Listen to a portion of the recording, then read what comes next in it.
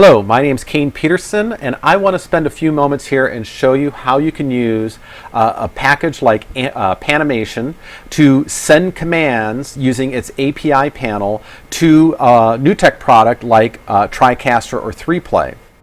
So the way this would work is that I can set up triggers inside Panamation that will be able to call macros inside my TriCaster or 3Play product. So let me show you how this works.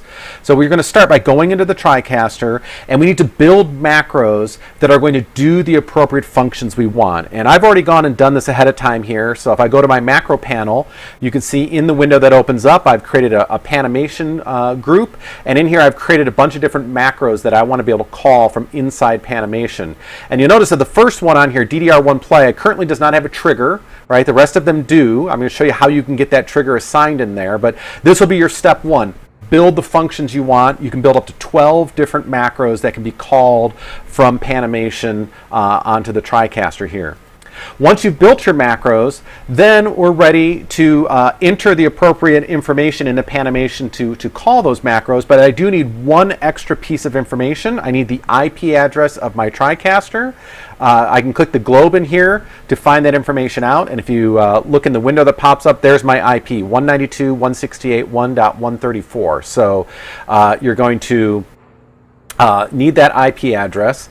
Now we can go into Panamation and we can enter the appropriate information in. So there at the in my interface here, I've put the API panel at the top, but if you don't have it on the screen, you can get this panel by right-clicking, going to Properties, and then in the window that opens up, clicking the API Commands button, and this will open up the API panel.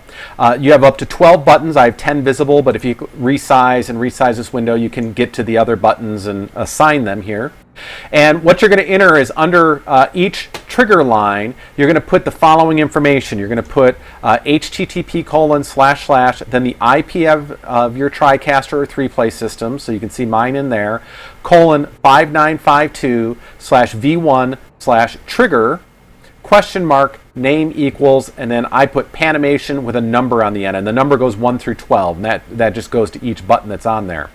Once we have that assigned, we can name these buttons with the little fields underneath, and now I want to assign one of these buttons to the macro inside my TriCaster. So to do that, we're going to go back into the TriCaster, select the macro in question. We're going to say DDR1Play, click where it says the triggers in there, and I just clicked on number 1, so it's listening. We can now go into Panamation. I'll click my DDR Play button, which is number 2 here.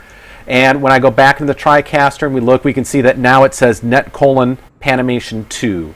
So now this macro has been assigned. And just to show you here, if I go back in here and say stop, you can see the DDR stop playback. And if I hit play, you can see now it's playing again. Now, just to show you a few other things we can do in here really quick.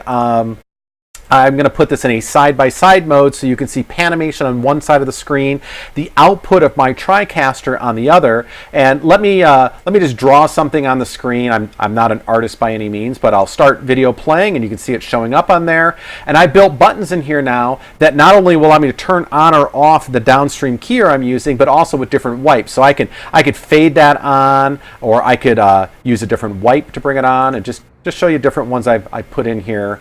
So this is kind of gives you an idea of some of the things you could do using these buttons in here.